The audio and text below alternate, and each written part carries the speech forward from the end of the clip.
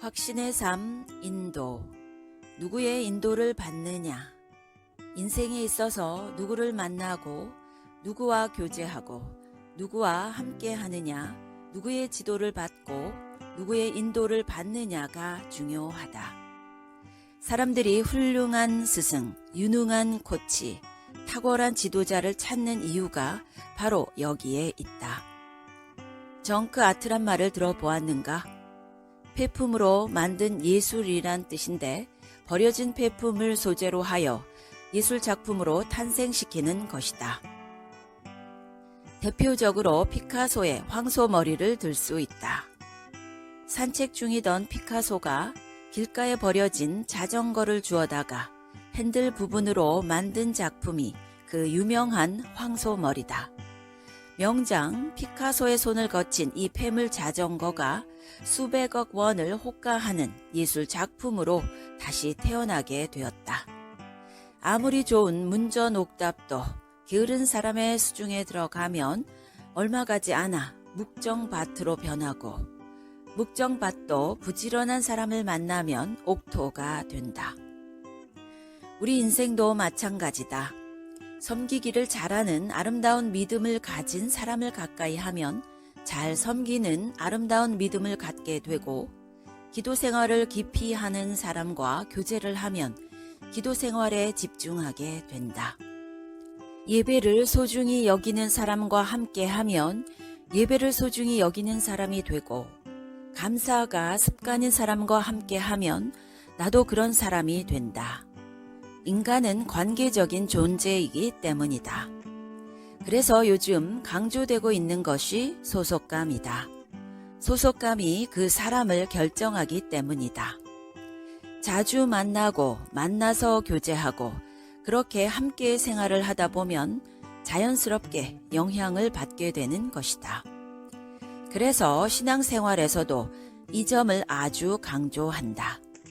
주님을 가까이 하고 주님과 교제하여 주님의 인도와 다스림을 받는 것이다. 이 시간에는 그 주님께서 우리를 인도하시는 것에 대하여 은혜를 나누려고 한다. 다시 말하면 인도의 확신에 대한 말씀이다. 주님의 인도 방법. 스티브 도나휴의 사막을 건너는 6가지 방법이란 책을 보면 사막을 성공적으로 건너는 방법 첫 번째가 지도를 따라가지 말고 나침반을 따라가라 이다. 사막이 겉으로는 늘 그대로인 것 같지만 정말 변화무쌍한 곳이다. 한번 모래 폭풍이라도 지나가고 나면 지형이 완전히 바뀌어 버린다. 그래서 지도상에 그려져 있는 길이나 지형 지물이 흔적도 없이 사라져 버리고 전에 없던 거대한 모래 언덕이 갑자기 생기기도 한다. 그러니 지도는 무용지물이 될 수밖에 없다. 그렇지만 지구의 방향은 변함이 없고 그 방향을 가리키는 나침반이 지도보다 훨씬 유용하다는 것이다. 사실 우리 인생길도 사막처럼 변화무쌍하다. 하루 저녁 사이에 길이 사라져 버리고 없던 지형이 생기기도 한다. 이런 인생을 성공적으로 건너려면 스스로 길이시고 우리가 나아갈 방향을 제시해 주시는 나침반과 같은 주님의 인도를 받는 것이다. 본문은 이와 같은 주님의 인도를 받는 비결 3가지를 간략하게 말씀하고 있다. 하나는 전심으로 주님을 신뢰하는 것이고, 다음은 주님을 신뢰하는 조건으로서 자신의 명철을 의지하지 않는 것이다. 그리고 마지막으로 모든 일에 있어서 주님의 존재와 함께 하심을 인정하는 것이다. 이렇게 자신을 완전히 내려놓고 주님을 철저하게 신뢰하고 인정할 때 주님의 인도를 받을 수 있다는 것이다.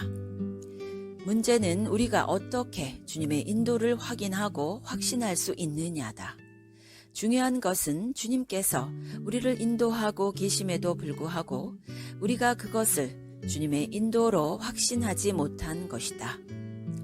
이것은 주님이 동행 중에 계심에도 알아보지 못한 것과 같다. 이것은 우리에게 주님께서 인도하신 방법에 대한 지식이 없기 때문이다. 그래서 존 파이퍼는 주님께서 우리를 인도하시는 방법을 소개하였다. 그는 적어도 4가지 방법을 통하여 주님께서 우리를 인도하신다고 했다. 이 4가지 방법은 모두 영어 알파벳 D로 시작한다. 디크리, 작정, 섭리. 주님이 주권적으로 계획하시고 상황을 만드셔서 주님이 원하시는 대로 우리를 인도하신 것이다. 이 경우 우리의 의식이나 의지, 계획과는 무관하다. 예를 들어 바울과 실라가 빌립보 지역에서 복음을 전하다가 감옥에 갇혔다. 귀신이 들려 저 많은 여인을 고쳐준 것이 문제가 되었다. 귀신에 붙잡혀 사는 것도 억울한데 탐욕스러운 사람들에게 붙잡혀 돈벌이로 이용당하고 있는 여인의 처지가 불쌍해서 주님의 이름으로 고쳐주었다. 이렇게 놀라운 일을 했는데도 태형을 맞고 감옥에 갇히게 되었다. 얼마나 억울하고 화가 났겠는가. 게다가 주님도 묵묵부답이었다. 그런데 이 억울한 일로 빌립보 감옥의 간수 가족이 모두 주님을 믿게 되었다. 결국 이 간수 가족을 구원하기 위해 바울과 실라를 이해할 수 없는 상황으로 인도하신 것이다. 이와 같은 주님의 주권적인 인도가 우리 삶에 많다. 우리가 흔히 작정, 섭리라는 신학적 용어로 고백하는 것들이 바로 여기에 속한다. 디렉션, 지시. 주님께서 성경에 기록된 말씀을 통해 무엇을 해야 할지를 구체적으로 지시하신 것이다. 성경에 기록된 수많은 명령, 권면, 요청, 지시, 당부, 약속, 책망, 교훈 등이 모두 여기에 속한다. 그래서 우리가 성령의 도우심을 구하는 기도를 드리면서 주님의 말씀을 묵상할 때 인도하시는 주님의 손길을 깨달을 수 있다. 이런 말씀에 순종할 때 주님의 구체적인 인도하심을 확인할 수가 있다. discernment, 분별. 우리가 일상에서 하는 대부분의 결정은 성경에 구체적으로 기록되어 있지 않는 것들이다. 아침이 되면 일어나서 기도하고 양치하고 세수하고 아침을 먹고 일터로 출근을 한다. 물론 여기서 은혜를 사모한 사람은 새벽 예배에 다녀온 것이 첨가가 된다. 그리고 출근을 할 때 무슨 색의 양말을 신고 무슨 색의 넥타이를 맬 것인지, 점심은 무엇을 먹을 것인지를 결정한다. 이런 것들은 이렇게 하라 저렇게 하라 성경에 구체적으로 기록되어 있지 않다. 우리가 자유롭게 선택하고 결정한다. 그런데 이와 같은 일상적인 것들이 우리 삶의 대부분을 차지하고 있고, 이런 것들을 어떻게 선택하고 결정하느냐에 따라 경건 생활이 좌우된다. 그래서 선택과 결정에 앞서 분별이 요구된다. 올바르고 경건하고 주님께 영광이 되고 이웃에게 유익이 되는 선택과 결정은 이 분별에 있다. 주님께서 이 분별을 인도하셔서 올바른 선택과 결정으로 우리를 이끄신다. 그러므로 우리가 말씀과 기도로 늘 깨어있어 영적으로 민감하면 일상에서 올바른 분별을 도우시는 주님의 인도를 확인할 수가 있다. Declaration, 선포, 선언, 직접 말씀하심. 이것은 가장 확실한 주님의 인도 방법이면서 동시에 흔치 않는 방법이다. 말 그대로 우리가 정말 사모하는 방법으로 무엇을 해야 할지를 주님이 직접 말씀해 주시는 경우다. 사실 성경시대에는 주님이나 주님의 천사를 통해 직접 말씀하신 경우가 많았다. 그렇지만 성경이 완성되면서 계시도 종결이 되었다. 성경에 이미 다 말씀해 놓으셨기 때문에 직접 말씀을 하시거나 어떤 환상 등을 보여주시는 것은 아주 제한적이다. 그리고 우리 역시 기록된 말씀을 통해 주님의 음성을 들어야지 특별한 음성을 들으려고 할 필요가 없다. 오히려 성경의 내용과 상치된 음성을 듣거나 본 것, 그리고 그런 사람들을 경계해야 한다. 서두르지 마라. 어떤 신학자는 성도란 사건에 이해되지 않음을 견딜 수 있는 사람이라고 했다. 의미심장한 말이다. 살다 보면 도저히 이해가 되지 않는 사건을 수도 없이 많이 경험하게 된다. 대개의 사람들은 이때 불평하고 원망하고 낙심한다. 왜 나냐고 항의를 하기도 한다. 그렇지만 성도는 이런 상황에서도 묵묵히 견딜 수 있는 사람이어야 한다는 것이다. 왜일까? 주님의 인도하심을 믿기 때문이다. 이해할 수 없는 상황에도 주님은 쉬지 않으시기 때문이다.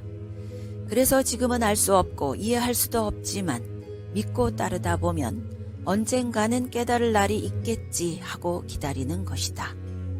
사실 주님의 인도는 다양하다. 사람마다 사건마다 다르게 역사하시고 인도하신다.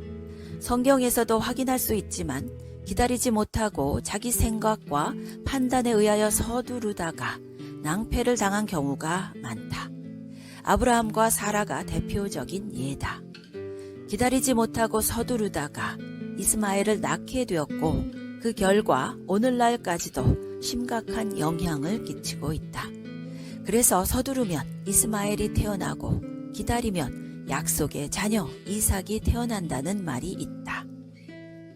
우리와 항상 함께 하시는 주님은 우리의 모든 상황을 보고 듣고 알고 계신다. 우리가 병들었을 때도, 건강할 때도, 부유할 때도, 연약할 때도 항상 보고 듣고 알고 계신다. 그래서 섭리, 디크리, 지시, 디렉션, 분별, discernment, 직접 말씀, declaration 등 다양한 방법을 통하여 우리를 인도하신다. 무엇보다도 주님은 자기 이름을 위하여 우리를 의의 길로 인도하신다고 했다. 서두르지 않고 잠잠히 기도하며 기다리고 기대하면서 주님의 인도가 일상이 되기를 바란다. 아멘.